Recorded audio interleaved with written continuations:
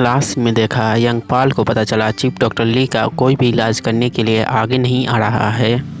तो वो सामने जा रहे रेसिडेंशियल डॉक्टर और जूनियर डॉक्टर से पूछता है तुम लोग इसे क्यों नहीं देख रहे हो। तभी सभी कोई देखकर चौंक जाते हैं। कोमा पेशेंट को चलते हुए तो शुरू करते हैं।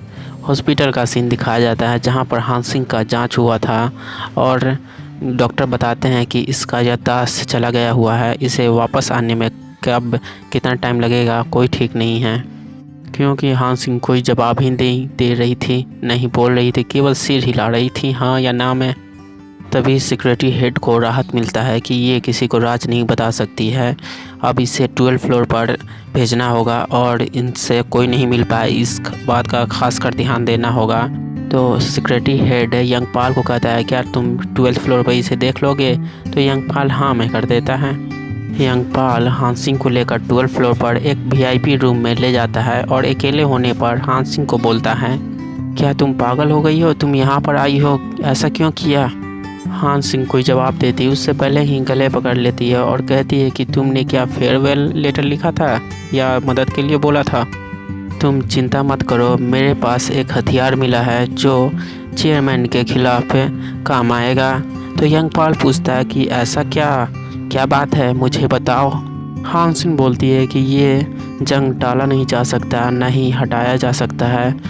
और दूसरी तरफ दिखाया जाता है चेयरमैन को प्रेसिडेंट गो के साथ बैठा हुआ रहता है और सेक्रेटरी भी रहता है।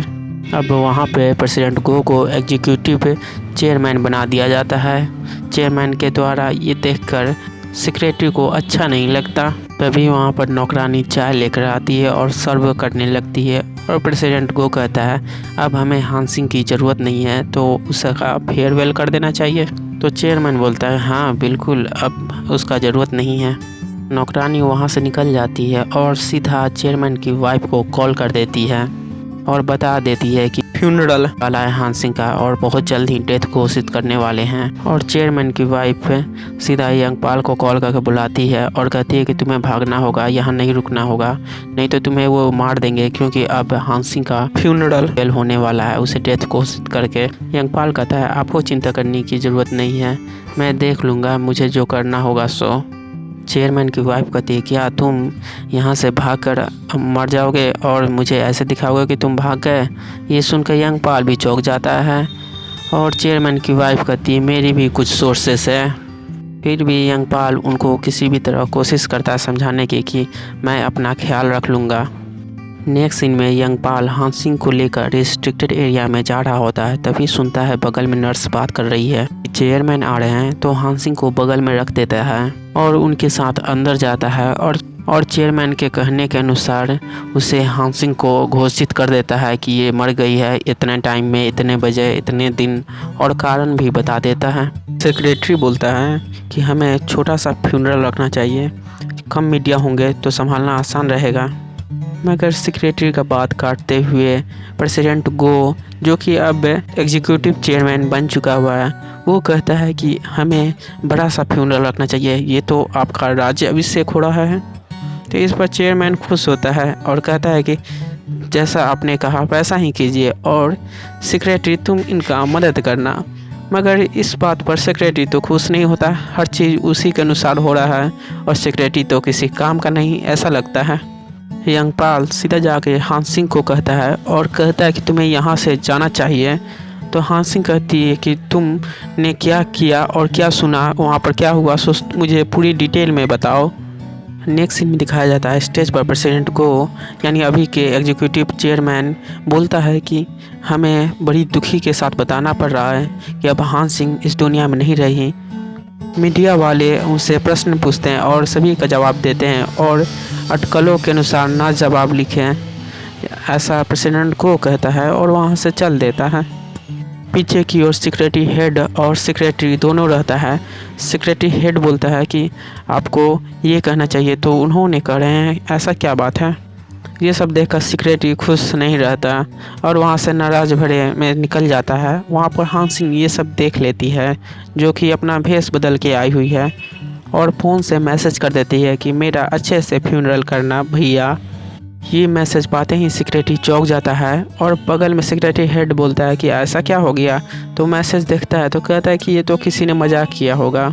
मगर सेक्रेटरी कहता है ये मैसेज किसी खास आदमी ने ही भेजा हुआ, क्योंकि इस तरह का नंबर सभी के पास नहीं है, केवल परिवार के कुछ मेंबर के ही पास होते हैं और इसे ट्रेस करना भी संभव नहीं है। अब फ्यूनरल के लिए चेयरमैन आता है और अंदर ही अंदर तो वो खुश हो रहा होता है, क्योंकि अब सारी कंपनी का पावर इसके अंदर हो जाएगा। और फ्यूनरल अटेंड करने के लिए अलग अलग जगह से बड़े बड़े लोग आते हैं और सभी कोई उनसे हाथ मिलाते हैं चेयरमैन से।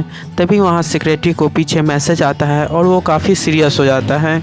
उस मैसेज में लिखा रहता कि मैं अगर ज़िंदा हूँ तो मेरी फ्यूनरल। उस मैसेज में रहता है क्या हो अगर लोगों को पता चले कि मैं ज़िंदा हूँ। तो इस पर सेक्रेटरी काफ़ी चौंक जाता है और वो काफ़ी सीरियस हो गया हुआ रहता है और वहाँ से चल देता है। और सिक्योरिटी हेड के साथ हांसिंग का बॉडी देखने के लिए जाता है, मगर पता चलता है कि ये तो किसी और का बॉडी है। तो सिक्योरिटी कहता है कि मैं अभी पता करता हूँ आखिर ये किसका बॉडी है। तो वो नर्स के पास जाता है जिससे कंफर्म कराया था कि ये हांसिंग का बॉडी है।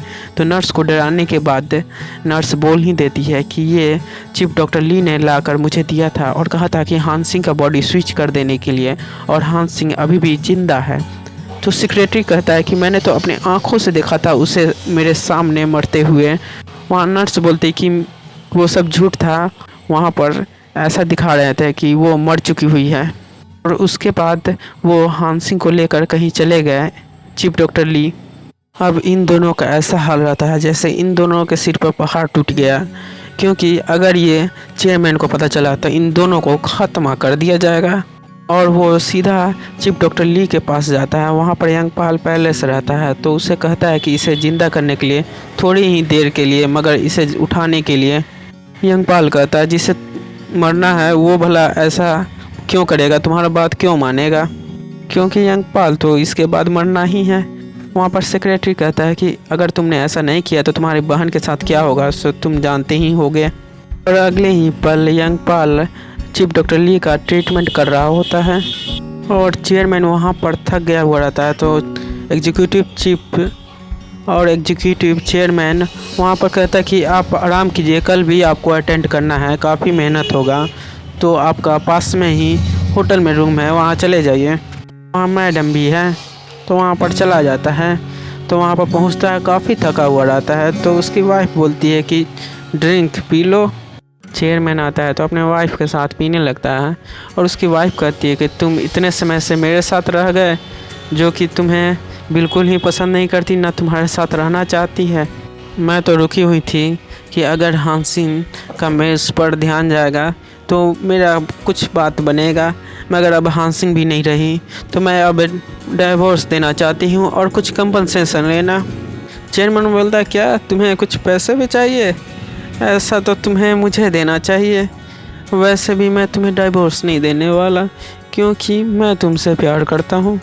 ये सुनते ही हांसिंग हंसने लगती है और कहती है कि प्यार, वो भी मुझसे तुम्हें, तुम आखिर उससे प्यार भी कैसे कर सकते हो जो तुम्हें अपने पास भी नहीं आने देती है। और कहती है कि तुम्हें ये पता नहीं होगा कि मेरा बॉयफ्रेंड कोई था जिससे मैं प्यार करती थी, मगर तुम्हारे फादर के कारण वो आत्महत्या कर लिया और वो दिवालिया हो गया था। और उसने लेटर लिखा था मेरे लिए कि मैं कुछ नहीं कर पाया तुम्हारे लिए, सॉरी। मैं तुम्हारे साथ रही तो केवल तुम्हारा टाइम का बर्बादी होगा, वैसे तुम मेरे साथ तो कुछ कर नहीं सकते, नहीं तुम्हारे बच्चे होंगे। इस पर चेयरमैन काफ़ी गुस्सा गया हुआ रहता है और उसे ज़बरदस्ती पकड़ता है और कुछ करने के लिए बोलता है। आगे कुछ कर पाता है उससे पहले ही देखता है तो वो लाश की तरह हो गई रहती है। उसके चेहरे पर कोई फीलिंग नहीं, काफ़ी दुखी, काफ़ी सैड रहती है चेहरा देखकर। वो काफ़ी गुस्से में पिए जा रहा होता है और अपने सिक्र से बात करने लगता है और कहता है कि तुमने ही मेरी वाइफ का पूरा बैकग्राउंड चेक किया था ना, क्या मैंने तुम्हारे साथ बुरा सलूक किया, तुमने एक बार भी कुछ नहीं बताया। वहाँ पर सेक्रेटरी माफ़ी मांगने लगता है और कहता है कि मुझे माफ़ कर दीजिए, आपके फादर ने कहा था उस समय के चेयरमैन ने कि मैंने जैसा कहा वैसा ही करने के लिए, और ये बात मेरे बेटे को पता ना चले। और माफ़ी मांगते जा रहा होता है, मगर चेयरमैन तो काफ़ी गुस्साया हुआ रहता है और कहता है कि वैसे तुम्हारी गलती नहीं है, तुम तो काम के ही नहीं हो। इस पर सेक्रेटरी को याद आता है कि प्रेसिडेंट लोगों ने कहा था कि अगर पिरामिड बन जाए तो पिरामिड बनाने वाले को मार दिया जाता है। अब उसका इस्तेमाल नहीं है, तो ये सोचकर डर गया हुआ रहता है। अंदर ही अंदर वो डरा हुआ रहता है और बार बार माफ़ी मांग रहा होता है। सेक्रेटरी को मैसेज आता है तो देखता है कि उसमें लिखा रहता है कि मेरा पासपोर्ट लेकर एयरपोर्ट आओ, हांस सिंह। ये मैसेज पढ़ते ही सिक्योरिटी को कहता है कि हांस सिंह को ढूंढने चले जाओ एयरपोर्ट, कहीं भी दिखे उसे पकड़ लो और सारे गार्ड को ले जाओ। काफ़ी परेशान हो गया हुआ रहता है ये मैसेज देखकर। और अगर हांस सिंह सच में चली गई बाहर विदेश तो ये लोग के लिए और बड़ा दिक्कत हो सकता है। जिन्होंने चैनल सब्सक्राइब नहीं किए सब्सक्राइब कर लें और लाइक शेयर भी करें। जिन्होंने सब्सक्राइब नहीं किया चैनल सब्सक्राइब कर लें।